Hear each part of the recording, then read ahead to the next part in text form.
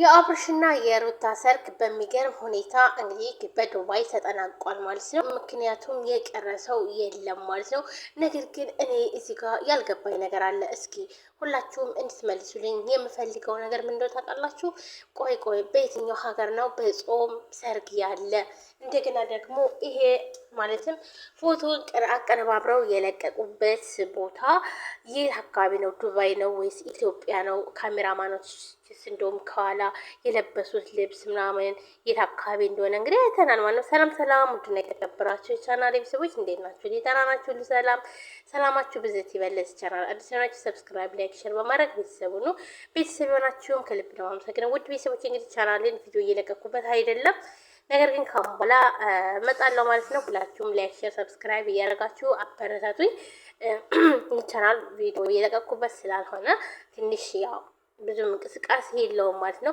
እና ሁላችሁም ሰብስክራይብ፣ ላይክ፣ ሼር እያደረጋችሁ እንደምታበረታቱኝ ተስፋ አደርጋለሁ።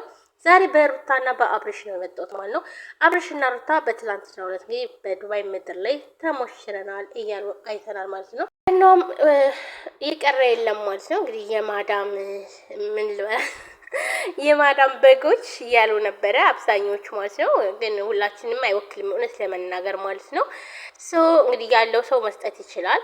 እንግዲህ ግን እንደ ሰውኛ ስናስበው ያ ለተቸገረ ብትሰጥ የተሻለ ነው እንጂ ለአብርሽ ለሩታ ብትሰጡ ምንም ችግር የለብንም። እኛ ምናችንም አይነካም።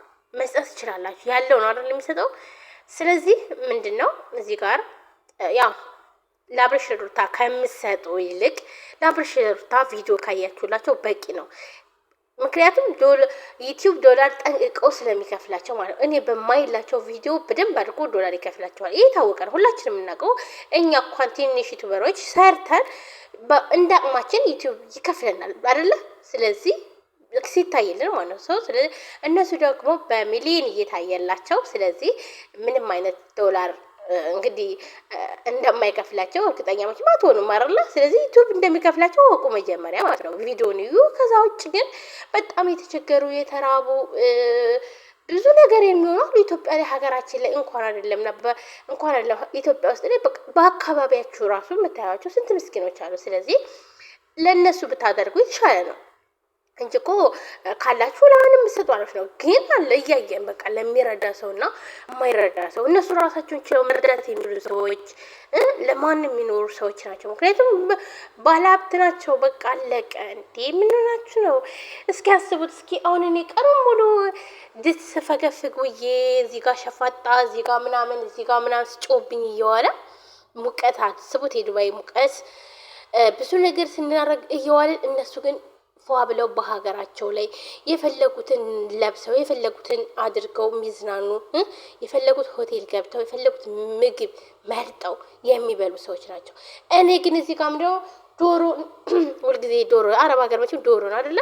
እና ይሄ ሩዝ በሱ ነው በቃ ብዙ ጊዜ ስንል የምንውለው እና እባካችሁን ወደ ቤተሰቦቼ ያው እንግዲህ ስልክ ተደውሎብኝ አቋርጠኝ ነው ማለት ነው። እና አብርሽና ሩታ ያው እንግዲህ መልካም ትዳር ይሆንላችሁ። ስለዚህ ግን ሌሎቻችሁ ግን እናንተ ለራሳችሁ መጀመሪያ ኑሩ። ለሰው ከመኖራችሁ በፊት እናንተ ምን ላይ ነው ያላችሁት? ምን እያደረጋችሁ ነው? ቀናችሁ ምንድን ነው የምትሰሩት? እንዴ እነሱ እኮ ተረጅ እኮ አይደሉም። እናንተ ተው አስቡ። እንዴ እናትና አባቶቻችሁን አግዙ። ብራችሁን ለማንም አትበትኑ። ጊዜያችሁ ሁሉ ነገራችሁ። ግን በነገራችን ይሄ ምክር ግን ሁላችሁም ነው ማለትም ማንም ነው የሚመክራችሁ። ስትመከሩ ደግሞ ቲክቶክ ትሳደባላችሁ። እስኪ ለራሳችሁ ዩቲዩብ ክፈቱ። ማርያምን ለራሳችሁ ዩቲዩብ ከፍታችሁ አንድ ዩቲዩብ ሞኔታይዜሽን አድርጋችሁ ከሄዳችሁ ማለት ለምሳሌ አሁን እዚህ 40 እና 50 ሺህ ብር የሚከፈልሽ ከሆነ ኢትዮጵያ ላይ ስትሄጂ ደህና ስራ ከሰራሽ ይሄ ዩቲዩብ በራሱ እንደዛ ይከፍልሻል ማለት ነው። ስለዚህ እናንተ ከዚህ በቃ ስትጫጩ የምትውሉትኝ ቲክቶክ ላይ እንደዛ ጭጭጭ የምትሉትኝ ለምን አገባችሁ? ኧረ በስመ አብ! ኧረ ተው።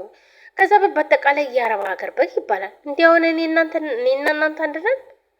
እኔ እንኳን እንደዚህ ያላግባብ ብሬን አላወጣም እንኳን አይደለም ለጠገበና ለሀብታም እንደዚህ ኖርማል ለቤተሰብ እንኳን ዝም ብዬ ያላግባብ አልሰጥም። ይሆናል ፕሮግራም አለ።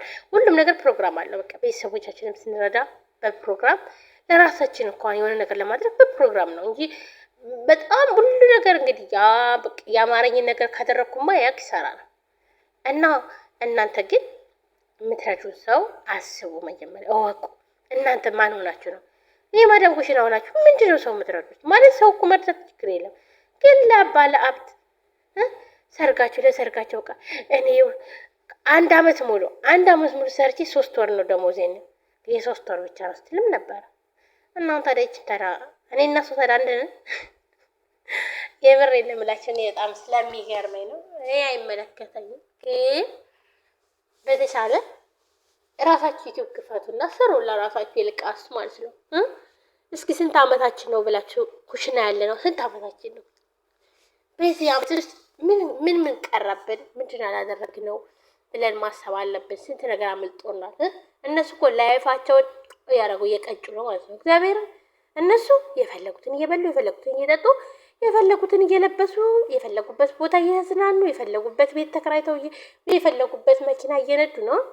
የፈለጉትን መኪና ምን የሚመስል መኪና! ትናንትና አብሬሽ ዩቲዩብ ስከፍትለት እኛ እግዚአብሔር ምስክሬ ነው እዚች ቁጭ ካልኩባት አሁን ወንበር ላይ ነበርኩኝ። እኔ ግን እዛው ቦታ ላይ አልተንቀሳቀሱ። አብሬሽ ግን የት ነው? መልኩ ተቀይረዋል። ሁሉ ነገሩ ተቀይሯል። አነጋገሩ ተቀይሯል። ሩታ ወደ አብሬሽ ስትመጣ እንዴት ነበረች? ሁሉ ነገር ጭራሽ ምንም ነገር አሁን አይገናኝም ማለት ነው። እና ስለዚህ ይሄ ምንድነው? ለውጥ ነው። በቃ ለውጥ ማሳየት አለባችሁ። እናንተስ ምን ላይ ናችሁ እንዴ? ትላንትና ከኋላችን እየተወለዱ እየመጡ እኛንማ ሊጫወቱብን አይገባም። እውነት ለመናገር በቃ ለአብሬሽ ለሩታ ቢጠቅማቸው ምንድን ተቀለች ቪዲዮ ብቻ ማየት በቃ ለቀ ላይክ አድርጉላቸው፣ ሼር አድርጉላቸው፣ ሰብስክራይብ አድርጉላቸው፣ አበረታታቸው በኮሜንት። ከዛ ውጭ ግን ገንዘብ አያስፈልጋቸው። እነሱም ራሱ አያስፈልገንም ማለት ይችሉ ነበር። የምሬን ነው የምላቸው።